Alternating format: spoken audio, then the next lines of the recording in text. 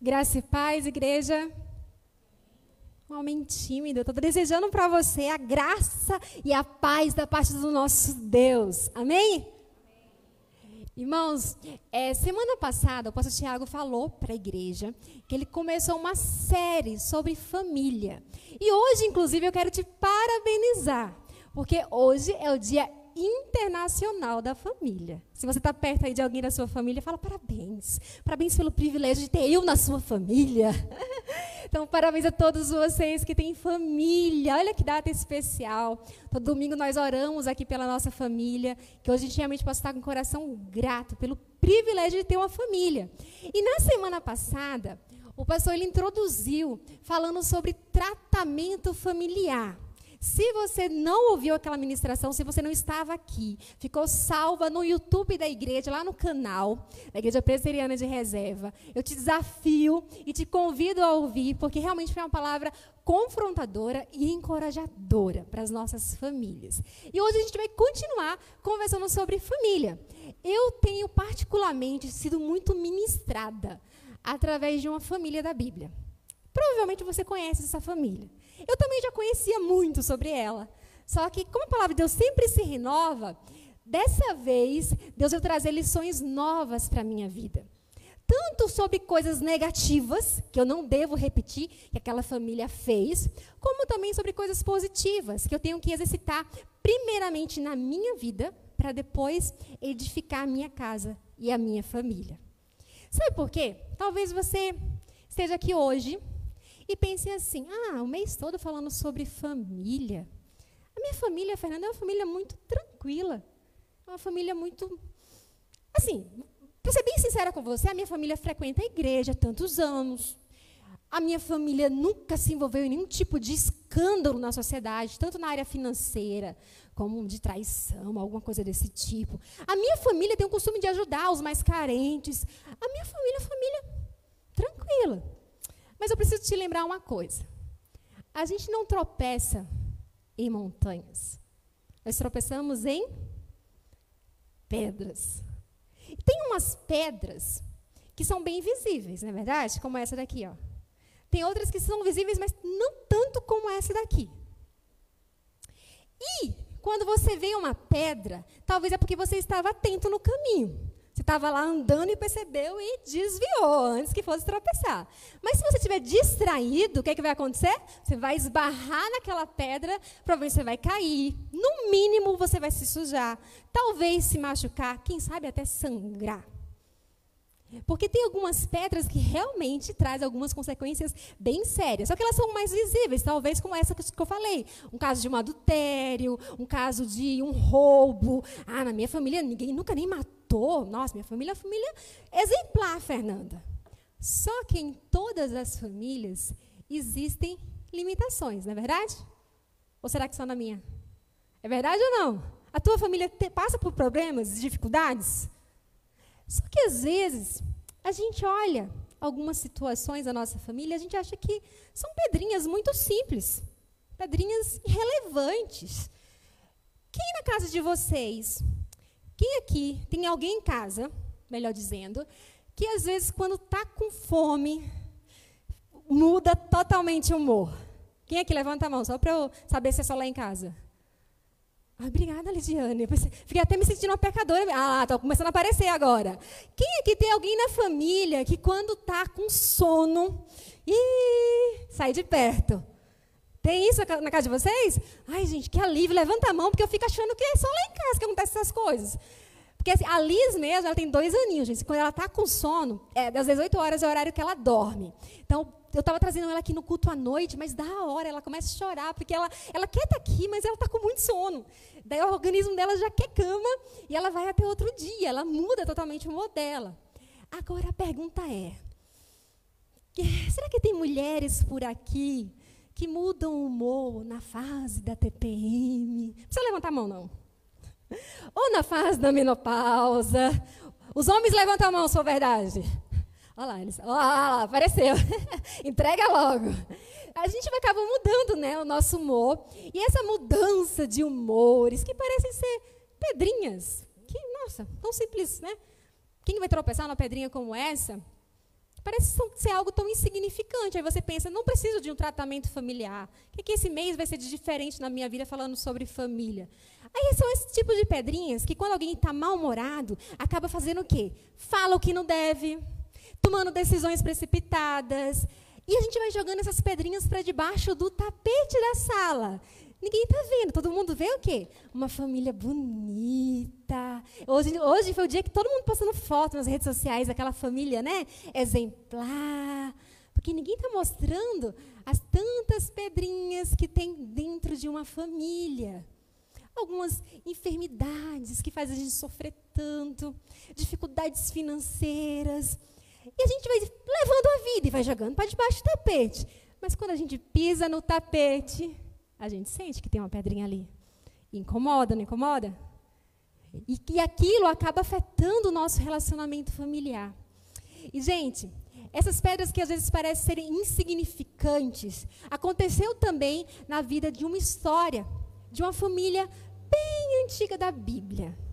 A família de Abraão, mas não especificamente com ele, com a família do filho dele, com a família dos netos dele. E é sobre isso que a gente vai conversar hoje. Eu queria conversar com você, olha lá, chegou aqui. Olha lá, apareceu. Suas escolhas dizem muito sobre o seu futuro. Quero que você abra sua Bíblia comigo lá em Gênesis, capítulo 25. A gente vai comentar alguns versículos e ler outros. Então, é muito importante que você deixe a sua Bíblia aberta nesse momento. Gênesis 25, a gente vai comentar a partir do verso 19. As nossas escolhas, elas vão determinar o nosso destino. Tanto na nossa vida em particular, como também da história da nossa família. Eu lembro uma certa vez, enquanto vocês estão abrindo aí, eu vou comentar algo. Eu acho que eu era noiva do pastor Tiago. Na época eu morava lá em Prudentópolis, que é a cidade que ele está hoje. Inclusive, hoje ele foi lá visitar a igreja que eu me casei com ele. E na época a gente estava noivo e ele precisava voltar para Recife. Ele ia pegar avião. E a gente teve uma ideia, pensamos assim, vamos com a família no outro carro, e a gente foi em um carro onde tinha um casal que futuramente se tornaram os padrinhos do nosso casamento, e a gente pensou, vamos mais cedo, porque daí a gente passeia nos parques, tira foto, né, se despede, e a gente aproveita o máximo para depois levar o pastor Tiago lá no aeroporto. E aproveitamos o máximo, chegou a hora de ir para o aeroporto, vamos lá. E a gente estava tudo no horário, tudo certinho, bonitinho. Sabíamos que tínhamos que chegar no aeroporto uma hora antes, né, do combinado, lá da hora do que o voo realmente ia sair. E entramos no carro, e o casal, assim, fantástico, um casal de amigos muito queridos, conversando, e batendo papo, e foi. Cadê o aeroporto, gente? O caminho está certo? Eita, que eu peguei o caminho errado. Sério? Ai, pastor, ai, Fernando, desculpa, peraí, eu vou dar um jeito, já pegou o GPS e vou tentar consertar e até chegamos no aeroporto. Porém, perdemos o avião de volta do pastor Tiago. E teve um prejuízo financeiro, teve que comprar uma outra passagem. Parece ser algo simples, né? Mas se você erra o caminho, talvez porque você está distraído com alguma coisa, vai ter consequências. Olha o que aconteceu com essa família. A partir do verso 19, eu não vou ler, eu vou comentar aqui. Olha aqui para mim que eu vou te explicando para que você possa entender melhor. Se duvidar de mim, pode ir conferindo aí, tá? Pode ir olhando. O que aconteceu? Isaac, ele se casou com Rebeca. Tem uma cena totalmente cinematográfica do romance deles. Amor à primeira vista, foi Deus que uniu. É aquele exemplo de casal apaixonado. E ele se casou com ela aproximadamente quando ele tinha 40 anos de idade. Só que Rebeca era estéril. E Isaac começou a orar. Senhor, por favor, permita que ela tenha filhos. E essa oração durou um tempo, que fala que depois de 20 anos, que é aí que ela foi ter filhos, porque Deus permitiu. E quando ela estava grávida, olha que interessante que aconteceu. Ela começou a sentir algo diferente na barriga dela. E ela percebeu que eram duas crianças ali que estavam brigando dentro do ventre dela. Estavam disputando espaço. Naquela época não tinha ultrassom. E ela ficou assim, Senhor, como assim? E ela questiona ao Senhor. E agora olha o que Deus responde para ela no verso 23. Respondeu-lhe o Senhor: 2 nações há no teu ventre, 2 povos nascidos de ti se dividirão. Um povo será mais forte que o outro, e o mais velho servirá o mais moço. Deus já falou com ela que, no caso dela, ia ser diferente. Porque, geralmente, os caçulas eram quem servia o primogênito, o primeiro filho. No caso dela, ele falou o seguinte, o mais velho vai servir o mais moço. E, no momento do nascimento, aconteceu algo inusitado. O filho mais velho saiu, que deram o nome de Esaú, ele era ruivo. E, quando ele estava saindo, simplesmente tinha uma mãozinha no calcanhar dele, que era Jacó, segurando o calcanhar dele. Então, primeiro saiu Esaú e depois Jacó. E a Bíblia fala, vamos seguindo aqui a partir do verso 27, olha o que vai acontecer. Cresceram os meninos. Esaú saiu perito caçador, homem do campo. Jacó, porém, homem pacato, habitava em tendas. Isaque amava Esaú, porque se saboreava de sua caça. Rebeca, porém, amava a Jacó. Aquele casal tão apaixonado, tão cinematográfico, agora viraram pais. E veio 2 grandes responsabilidades. E já começa a pedrinha a desandar a coisa. Algo que parece bobo, claro. As meninas são mais apegadas aos pais, já ouviram isso? Os meninos gostam mais da mamãe, é natural que eu goste mais dele, porque ele tem um temperamento mais parecido com o meu. Ele fica mais em casa, que era o caso de Jacó. Jacó ficava mais em casa, gostava de cozinhar, enquanto Esaú era aquele que ia para a caça, né? E o pai falava, esse é meu filho, cabra macho. Então, cada um puxava para um lado. Mas uma pedrinha de favoritismo que parecia ser tão boba, causou uma desgraça. Vamos conseguir ouvindo o que vai acontecer com essa família. Vamos lá, a partir do verso 29. Tinha Jacó feito um cozinhado, quando esmorecido veio do campo Esaú, e lhe disse, peço-te que me deixes comer um pouco desse cozinhado vermelho, pois estou esmorecido. Daí chamasse Edom. Disse Jacó, vende-me primeiro o teu direito de primogenitura. Deixa eu parar aqui para explicar o que é primogenitura, gente. Olha só, o filho que nascia primeiro, ele tinha alguns privilégios. Ele era considerado como se fosse um sacerdote espiritual da família, depois que os pais morressem. E além disso, quando os pais morressem, e se os pais fossem muito ricos, era ele que ia cuidar da riqueza, dos bens materiais, ele que ia administrar todas as posses. E no caso ali, tinha mais uma coisa. Ele entraria na genealogia de Abraão, que por consequência iria chegar na genealogia de Jesus. Então era algo assim de muito privilégio, o direito da primogenitura. E nesse momento que ele chega em casa da caça, cansado, com fome, sente aquele cheirinho daquela comida. Eu imagino o que ele passou, gente. Ultimamente eu estou passando por intolerância alimentar. E às vezes lá em casa tem bolo de chocolate. Às vezes tem pizza. Esses dias tinha pão de queijo. E eu não posso comer nada disso. Mas dá uma vontade, gente. Eu tento nem ver. Porque aí eu paro para pensar, mas se eu comer, vai ser gostoso na hora. Mas depois eu vou vomitar, vou passar mal, vou ficar fraca. Como é que eu vou cuidar da minha pequena? Então eu tento resistir, mas é difícil. Eu imagino que Esaú chegou ali morrendo de fome, daí ele recebe uma proposta do irmão. Simples. Você me dá o direito de primogenitura e eu te dou esse cozinhado aqui, ó, que cheiroso. Preparei, ó, tá maravilhoso. Quer saber? Eu tô aqui a ponto de morrer de fome. É isso que ele fala, de morrer de fome, é um exagero. O que me vale o direito da primogenitura? E naquele momento, ele abre mão desse privilégio por um prato de lentilhas. Só que na Bíblia a gente vê muitas situações assim também. Não só com Esaú, que a gente pode julgar, né? Nossa, que cara besta, né? Trocar uma herança, uma autoridade, um poder, uma honra. Cadê o prato de comida? Era só esperar mais um pouquinho, né? Mas eu vejo, por exemplo, Judas. Judas foi lá e tomou uma decisão super precipitada que levou ele à ruína, a uma eternidade longe do Senhor. Você pode lembrar de Davi? Davi deu uma espiadinha assim. Uma espiadinha que custou a família dele, quando ele viu uma mulher tomando banho, mulher comprometida, e custou a família daquela mulher. Tantos outros, Acã tentou esconder, ninguém está vendo, eu estou escondendo aqui, ó, debaixo da terra, ninguém está vendo. O que aconteceu? Veio maldição sobre a sua casa, sobre a sua família. Você pode lembrar de Sansão? Porque ele estava cego, apaixonado. Tem uma coisa que a gente fica cega quando está apaixonado, né? A gente toma cada decisão precipitada. A gente não consegue ver, está todo mundo falando lá. A mãe está dizendo assim, menina, tu não está vendo que esse cara é um preguiçoso. Ô, menina, será que tu não está vendo que ele é grosso? Ah, não, mãe, ele é meio estúpido assim, mas eu acho que é por causa da mãe dele. Minha sogra é terrível.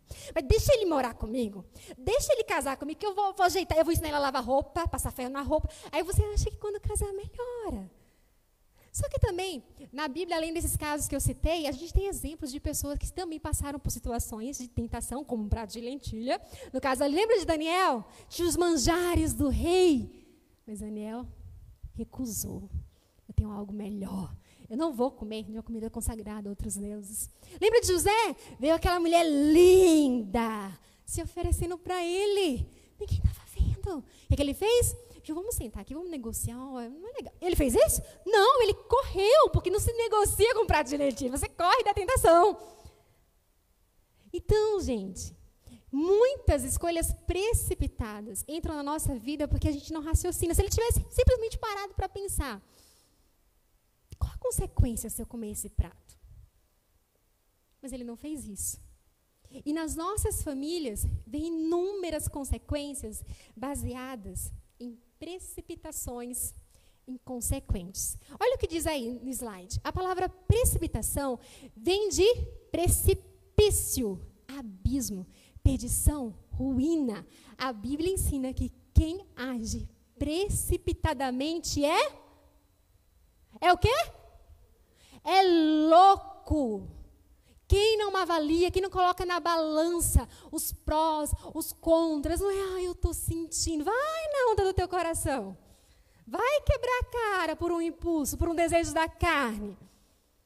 Eu fico assim, pensando, eu acho que foi hoje que eu vi uma tragédia que aconteceu aqui na nossa cidade, né, gente? Uma criança de 2 anos que foi atropelada. E pela matéria que eu estava lendo, a pessoa que estava no churrasco, pegou o carro da casa do amigo, e daí saiu, resumindo, atropelou aquela criança. Na realidade, estava com o pai, e o pai também foi atropelado, mas a criança chegou a falecer. Algo rápido.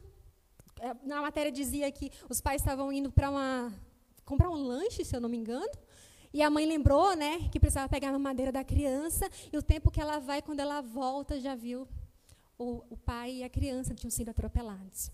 Aí você fala assim, não, isso aí é pedra grande, ó. Isso aqui, não, lá em casa não acontece. Será? E quando a gente faz aquelas ultrapassagens proibidas? Ninguém está vendo, não tem guarda aqui. Pastor não está vendo, ninguém está vendo. E quando eu dirijo? Isso é para os jovens, tá? Eu lembro que eu morava numa cidade e eu via muito na avenida adolescentes dirigindo assim, a maior pose, com a copinha de cerveja assim, ó, de um lado, a mãozinha aqui no volante, totalmente inconsequente, colocando em vida, a sua família, a família de outra pessoa. Eu cheguei a perder uma amiga numa situação como essa, porque ela pegou carona como inconsequente, que estava bêbada dirigindo. E aí vem tantas tragédias. Muitas decisões erradas. E uma coisa que tem entrado muito nas famílias, que talvez você vai ficar pensando, nossa, ela vai falar sobre isso. Tem certeza que ela vai falar sobre isso? Vou falar sim. E não é indireta, não é direta. Você sabia que 62% das pessoas que consomem pornografia são pessoas comprometidas? Mais ainda, o índice tem aumentado de mulheres consumindo pornografia. E claro que um prato de lentilha desse, você vai lá, começou com a notificação.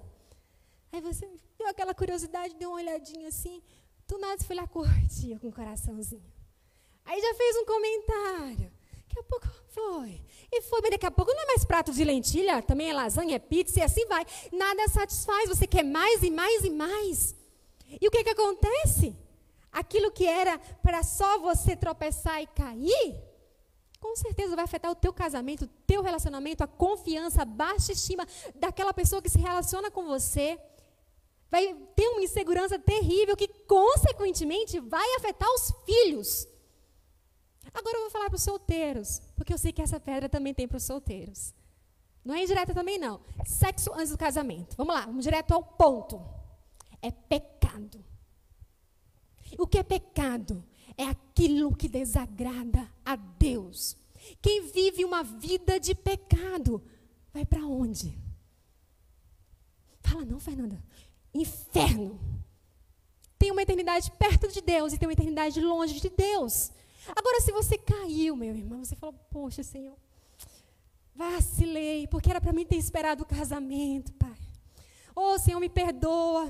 O Senhor vai te perdoar. A Bíblia fala que Ele não fica lembrando. Quando alguém faz algo com a gente e nos magoa, o que a gente faz? Ouvir o nome da pessoa, dá calafrio. Né? Você passa na rua, encontra a pessoa ali no supermercado, eita, aquela pessoa passou na frente do lugar que você brigou com ela, você fica lembrando. Mas quando você se arrepende verdadeiramente, o Senhor não se lembra mais, você confessa e Ele te ajuda a você não ficar sempre tropeçando na mesma pedra. Mas tem gente que pede perdão e fica caindo, tropeçando no mesmo lugar. Parece uma simples clicada ali, e daí você acaba se deixando ser influenciado, às vezes, por amigos, por blogueiros, youtubers. E cadê os pais? Que não tem sido mais a forte influência dos filhos. É triste, eu tenho ouvido muitas mulheres falando, Fernanda, minha filha não quer me ouvir mais. Ela procura todo mundo, mas ela fica o tempo todo no celular, fala com ela, não me escuta mais. Nós, pais, temos que influenciar e brindar os nossos filhos, porque o mundo vem aí para tragar mesmo. É com internet, desenho animado, gente, para criança, hoje está escancarado. E se você chega em casa, cansadão, o que é que faz? Se joga lá no sofá, fica vendo tua Netflix, ou então fica lá mexendo no celular e está lá o filho do lado. Às vezes com crise existencial, baixa estima, brigou com alguém, está até com depressão, está tomando remédio e você nem sabe. Está vivendo um vício e você nem sabe. Nós, como pais, temos que ser a maior influência dos nossos filhos. Filho, chega aqui, como é que você está? E querer ouvir, olho no olho, desliga o celular. Deixa eu orar por você. Vamos ver o que a palavra de Deus fala sobre esse assunto. Olha, filho, eu vacilei, sabe? Eu fiz escolhas erradas no passado, eu quebrei a cara. Eu não esperei o casamento. E olha, tem tantas consequências que vieram para a minha vida. Compartilha a tua experiência. Ah, não. Julgo desigual. Gente, ontem eu escutei um testemunho de uma irmã aqui. A gente estava na amiga de oração ontem. Uma irmã que por muito tempo ela orou, ela clamava ao Senhor. Deus, salva o meu marido, salva o meu marido. E nós orávamos, clamávamos ao Senhor. E ela ontem, lindamente, né, testemunhou. Depois de muitos anos, ela falou, Deus, obrigada, porque agora é meu marido que me chama para vir na igreja. E ela até falou, ela deu uma certa aulinha ali, pequenininha para a gente. Não é pelo muito convidar, não é muito só por orar. Eu tenho que ser exemplo para ele. Por que adianta eu chamar meu marido para vir na igreja se eu não faço a diferença na minha casa, com os meus comportamentos, com o meu palavreado? Às vezes é com palavrão, com murmuração, com xingamento. O meu filho, ele é paranaense. Mas tem coisas que ele fala igual a pernambucano. Tanto ouvir. E assim os nossos filhos acabam repetindo muitas das nossas falas e das nossas escolhas também. E eles acabam levando. E se é uma situação que está mal resolvida lá atrás, se tem um trauma lá atrás, às vezes com um abuso, uma rejeição, o favoritismo. Se tem um que é o preferido, vai ter um que é o rejeitado. Isso causa uma dor na alma. Vocês não têm ideia quantas mulheres choram, homens choram amargamente. Eu lembro de uma amiga que eu tinha. E ela tinha muito trejeito masculino. E ela era uma amiga chegada mesmo, uma amiga. Eu falei, por que você se comporta desse jeito? É tão linda a feminilidade, por que você não vive essa feminilidade? Porque eu sei que você gosta de homem. Você demonstrou isso. Sabe por quê, Fernanda? Daí ela abriu o coração. Porque quando a mãe dela estava grávida, o pai dela falava para todo mundo que queria um menino. E ele criou expectativa no menino. E a irmãzinha estava esperando o menino. Eu não sei se você já viu naquele Chás Revelação, que tem algumas cenas de uns irmãozinhos que... Menina, queria menino. Ou vice-versa. Aí, quando nasceu, sabe o que foi que aconteceu? Ela falou, já que eu frustrei o sonho do meu pai, vou tentar compensar. Começou a botar roupa de menina, vamos jogar futebol, começou a falar. Só que sempre ela era impulsionada mais ainda a fazer isso na frente do pai, para chamar a atenção do pai. Quando ele não estava, ela relaxava, porque ela queria chamar a atenção. Está vendo como isso é sério, gente? Parece uma pedrinha ali, boba, mas isso vai trazer consequências terríveis. Parece, por exemplo, uma coisa assim, será que eu, como mãe, como jovem, eu tenho que me preocupar com a maneira como eu me visto? Peraí, Deus vai se preocupar com a maneira como eu me visto. Deus vai se preocupar se eu vou lá na rede social e faço aquelas caras e bocas, aqueles videozinhos de TikTok. E às vezes tem um monte de jovem fazendo isso e os pais nem sabem. Nem sabem. E por que será que uma jovem faz tanta questão de mostrar um decote? Vou mais, não é só jovem não. Tenho visto muitas mulheres casadas fazendo isso. E eu me pergunto por que essa necessidade de sensualizar na internet? Se o teu corpo é santuário do Espírito Santo de Deus, guarda essa sensualidade no momento certo para o teu marido. Porque você vai acabar estragando outros relacionamentos. Já pensei, vem na igreja com a barriga de fora, com decote, mostrando as pernas. O irmão está querendo até se concentrar no louvor, mas está difícil, né? Daí a mulher já fica ali, já desconcentra também, você está na frente. Não falo só da igreja, não. Porque vir para a igreja bonitinha é fácil, né?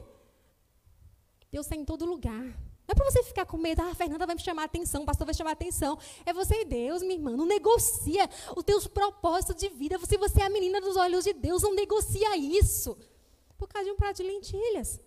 Se a gente não é capaz de renunciar a essas coisas, quanto mais da nossa vida pelo nosso Salvador. Nossa, Fernanda, hoje a palavra tá pedrada, hein? Mas vai chegar a parte que eu vou amansar mais. Mas tem uma parte que eu queria perguntar para você. Sobre os valores inegociáveis. E você vai responder para a pessoa que está aí do teu lado. O que é um valor que você aprendeu na sua família que é inegociável? Eu aprendi com os meus pais que a mentira é algo muito sério, que eu tenho que ser sincero. Pensa aí, sobre a honestidade.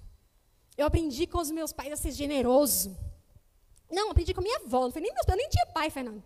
Mas uma tia me influenciou. Pensou? Agora compartilha quem está perto de você aí.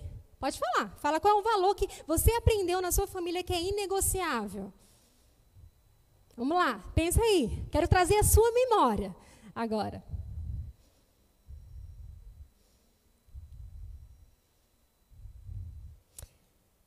Se teve alguém que mais ensinou princípios e valores inegociáveis, foi o próprio Jesus.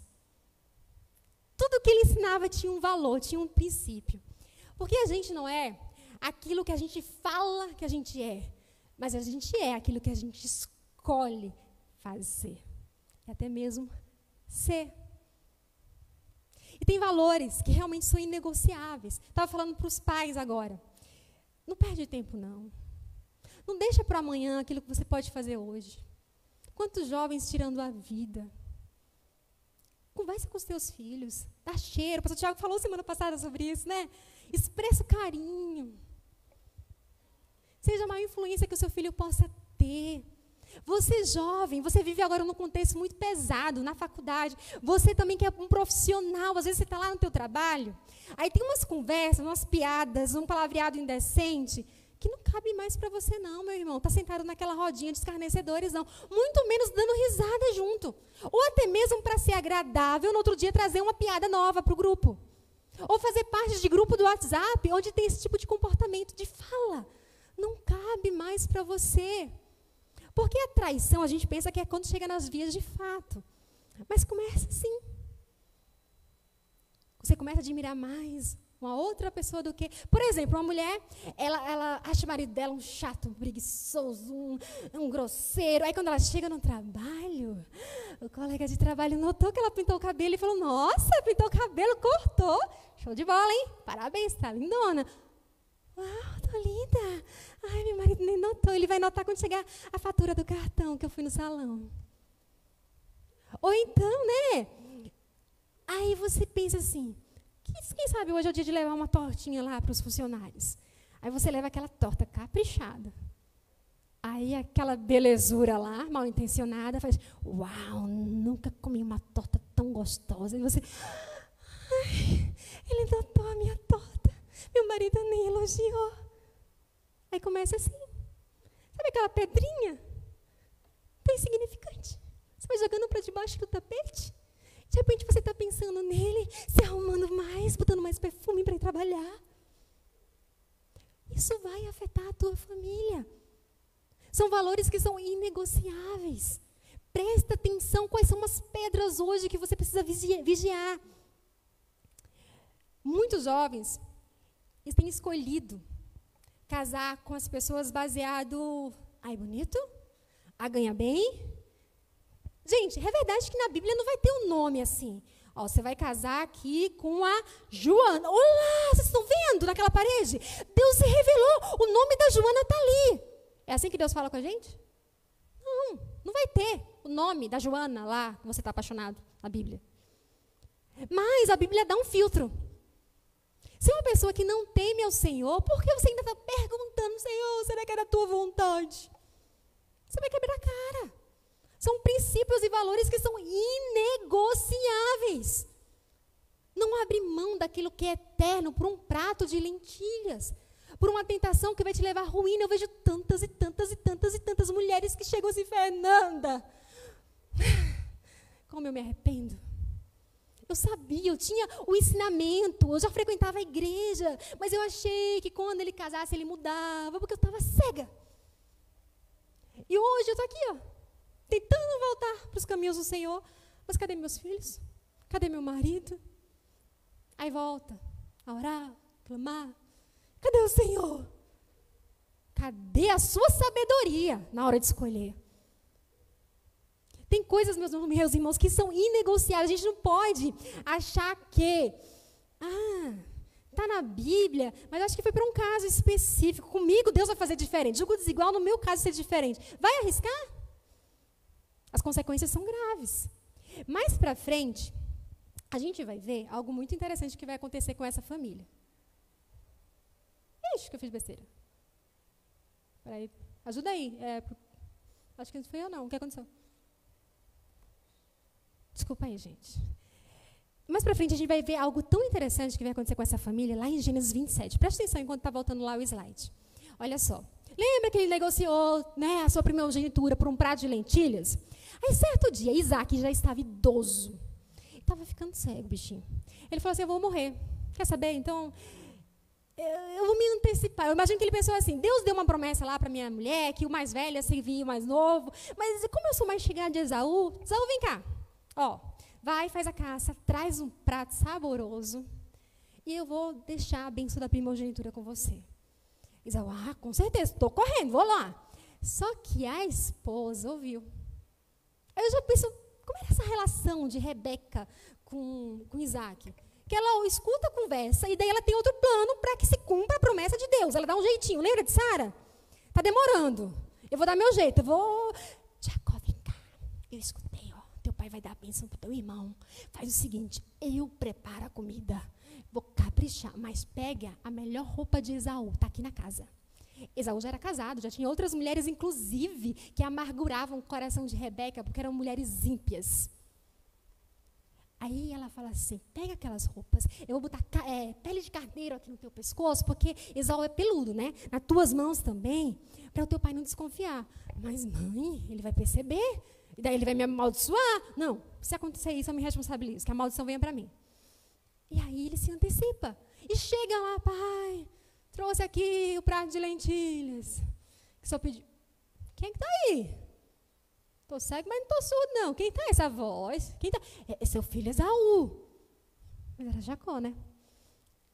Não, essa voz está diferente. Ele perguntou as duas vezes, quem que está aí? Chega mais perto. Dá um beijo aqui. Mas esse cheiro, sentiu o cheiro da roupa, né? Esse cheiro é de Esaú. Deixa eu tocar aqui. Quando ele sente, Esaú. E naquele momento ele dá a bênção da primogenitura para Jacó.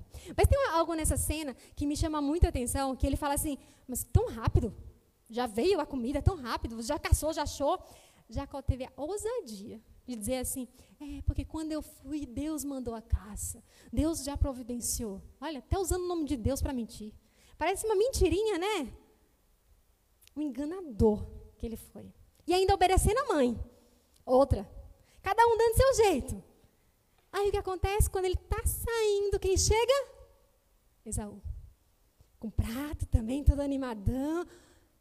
Quem está chegando agora? Teu filho Esaú trouxe a comida.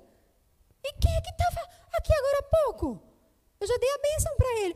Foi Jacó. Quando Isaac escuta que ele deu a bênção para Jacó, o texto fala que ele treme. Fica imaginando a dor daquele pai, que ele foi enganado pelo seu filho e pela sua esposa. E quando Esaú se dá conta daquela situação, a Bíblia fala que ele dá um brado de tanta raiva, tanta revolta, ele chora e faz: pai, será que não sobrou nada para mim? E o pai: não, eu dei a bênção para que ele pudesse ser o senhor de todos os outros, de toda a descendência. E ele fica tão chateado, ele falou: quer saber? Ele compartilha com os outros ali: eu vou só esperar, meu pai está quase morrendo, deixa ele morrer. Eu vou matar Jacó. Esse irmão vai ter o que merece. E quando Rebeca fica sabendo dessa trama precipitada, inconsequente, o que ela planeja? Tem outra ideia brilhante. Isaac, eu não quero que Jacó case com mulheres ímpias também não, como Esaú fez. Vamos mandar Jacó para bem longe. Vamos mandar Jacó lá para Labão, que é meu irmão. Pelo menos por um tempo. Ela pensando que vai aliviar a raiva de Esaú, para Esaú não matar ele. Vamos mandar ele para bem longe. Aí Isaac: tá bom, chama ele, eu vou abençoar para ele ir. E assim ele vai. Só que Rebeca, a mãe, não sabia que ali seria a última vez que ela viria o seu filho. Naquele momento iria acontecer uma ruptura da sua família, por causa de uma decisão precipitada. Sabe o que acontece? Sabe o que acontece muitas vezes nas nossas vidas? É porque a gente tem um desejo de uma gratificação imediata. Tudo que a gente faz demora para receber a recompensa, a gente desiste. Você recebeu da parte de Deus uma direção para abrir um negócio. Passou 1 ano, 2 anos, peleja, dificuldade. Quer saber? Cansei, vou fechar. Isso que eu estou falando para vocês, gente, não é exemplozinho bobo, não. É comprovado. Quantas pessoas abrem os negócios e em 2 anos desistem? Porque elas não conseguem esperar. E tudo leva tempo. Você vai semear, você vai sofrer um pouquinho, até muito, até colher. Eu estou aqui nesse ministério, Deus me colocou como líder. Ô, povo para dar trabalho, Jesus. Diz isso. Abro mão, vou entregar. E a gente entrega. Porque a gente quer as coisas para ontem. A gente não pergunta: Deus, qual é a tua direção? E a gente acaba deixando para depois as escolhas que vão nos abençoar, que vão trazer consequências positivas para a nossa vida.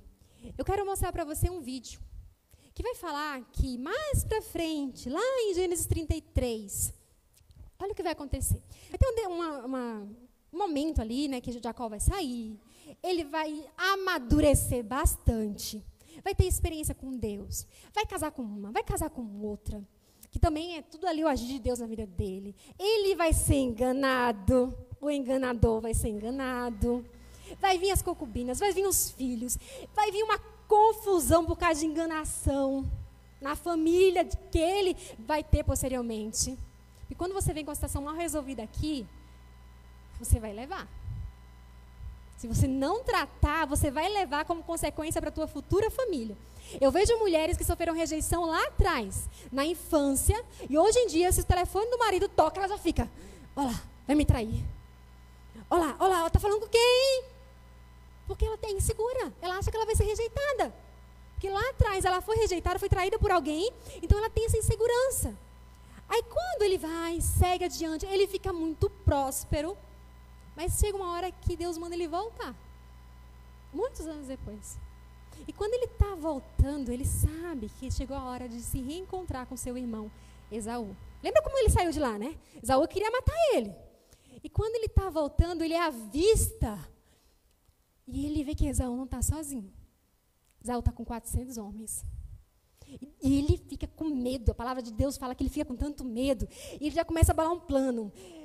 Vamos fazer o seguinte: pega aí, vocês vão na frente, vai mandando presente para ele, para acalmar o coração dele, vai mandando presente. Vocês também, vão atrás, vai você também. E aqui a gente vai dividir a família, que era uma família muito grande, em 2 grupos, porque se de repente ele matar e fizer, né, alguma coisa muito terrível com um grupo, salvou pelo menos outro grupo. Ele pensando, né, o que poderia acontecer. Mas você vai ver nesse vídeo esse momento do reencontro. mim, a palavra perdão, ela significa decisão. Mas se você estudar a palavra decisão, ali dentro tem cisão. Quer dizer ruptura. Toda vez que você precisa tomar uma decisão, da mais simples que seja, será que eu vou para a igreja com o cabelo de lado, no meio, de calça, vestido? Você vai abrir mão de outra coisa que você poderia fazer. E perdão é você abrir mão dos teus sentimentos para obedecer à vontade de Deus. Jacó tinha vivido um momento de ruptura de relacionamento com Esaú. E a Bíblia fala que ele já estava orando por aquele reencontro. Enquanto ele orava, Deus já estava preparando o coração de Esaú. Sabe, tem coisas que às vezes acontecem na nossa vida que a gente acha um tanto quanto, quer saber? Só uma pedrinha, vou jogar para debaixo. Mas, se aquela pedrinha ela fica dentro ali do nosso sapato, quem já pegou uma pedrinha até menor que essa e começou a pisar? Se eu falar para você, vai até ali onde está o ônibus, vai incomodar, hein? Vai atrapalhar muito a tua caminhada. Talvez chegue até rasgar a tua pele. Vai sangrar. Ninguém vai estar vendo, você vai estar no salto alto, arrumado. Sabe alguns sapatos que tem até umas brechinhas assim embaixo, na sola, que pode entrar aquela pedrinha e você começa a pisar e dá aquele barulhinho inconveniente, esquisito, todo mundo já olha? Talvez hoje Deus tenha trazido você aqui para você lembrar que tem que tirar algumas pedrinhas mal resolvidas que estão na sua casa, na sua família. Porque talvez quem está de fora está vendo tudo muito bonitinho. Mas você sabe quantas pedrinhas tem lá dentro. Às vezes a pedra da ansiedade. Talvez a pedra da culpa. Talvez a pedra do medo. Talvez a pedra de algo que ninguém sabe. Uma agressão que você sofreu. Um abuso. Ninguém sabe. Mas Deus sabe. Uma vez um professor, ele ia fazer uma atividade de um acampamento com algumas crianças. E as crianças chegaram lá super animadas com as suas mochilas, porque sabiam que naquele dia elas iriam nadar, competir, correr, se divertir. Mas ao chegar, elas encontraram algo meio esquisito. Elas perceberam que tinha um monte de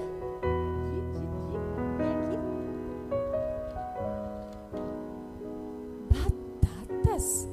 Olá, professor. O que batata tem a ver com a nossa diversão aqui hoje, hein? E o professor falou assim: pegue uma batata correspondente a todas as vezes que você foi machucado. Talvez por um colega da escola, com alguma palavra, com bullying. Talvez com um primo, que é mais favorito. Talvez com um pai que te abandonou, que deveria ter te protegido. E ele foi falando e aquelas crianças começaram a pegar as batatas assim, e colocaram na mochila. Porque ele falava que era para elas levarem aquelas batatas. E durante aquele dia, elas foram, se divertiram um monte. Mas no final do dia, um cheiro esquisito. Foi você? Eu não. Foi você. Quando elas abrem a mochila, aquelas batatas estavam podres. Ô professor, dá mais para levar não. No começo incomodou o peso, mas pode até esquecer que tinha esse peso aqui atrás. Mas o mau cheiro está insuportável, professor. As batatas já estavam podres. Aquele professor falou para elas: toda vez que você resolver guardar as tuas mágoas, os teus ressentimentos, que você não decidir perdoar, é assim que vai ficar o teu coração. E como consequência, outras pessoas vão ser afetadas. Às vezes parece um simples sono, mas não é. Às vezes é uma consequência de uma chateação, de uma mágoa que está lá dentro. parece uma pedrinha, mas quando você vai sondar, tem muita coisa por trás. Isso vai afetando as pessoas que vivem com você. Isso vai distanciando, porque todo mundo vai sentir o cheiro que está podre. Mas hoje eu queria te dizer algo que a palavra de Deus me lembra. Lá em Jeremias 31, 34. Feche os teus olhos, eu queria que você escutasse esse versículo com o seu coração. Feche os teus olhos agora. A palavra do Senhor diz: perdoarei a sua maldade e nunca mais me lembrarei dos seus pecados. Talvez hoje aqui você começou a perceber que existem alguns pratos de lentilhas que são decisões precipitadas que você tem tomado, agido de acordo com o teu jeito de pensar. Mas hoje é noite de você confessar: Deus, eu tenho muitas limitações, eu tenho aberto mão do meu tempo de consagração contigo para orar mais, para ler mais a palavra do Senhor, para jejumar, para ter intimidade com Deus, para não ter vergonha de falar do Senhor no meu círculo de relacionamento, porque o Evangelho é poder de Deus para a salvação daquele que crê. Mas talvez o que está te envergonhando de você pregar o Evangelho são alguns pratos de lentilha que são mais saborosos do que a renúncia. Você pode confessar isso ao Senhor, porque o texto fala: se você realmente confessar, Ele te perdoa. E Ele pode te oferecer um céu, uma eternidade com Ele. Mas se você preferir viver pro aqui e agora, porque você está com fome e só consegue pensar com a tua barriga, com os prazeres carnais, você vai passar a eternidade longe do Senhor.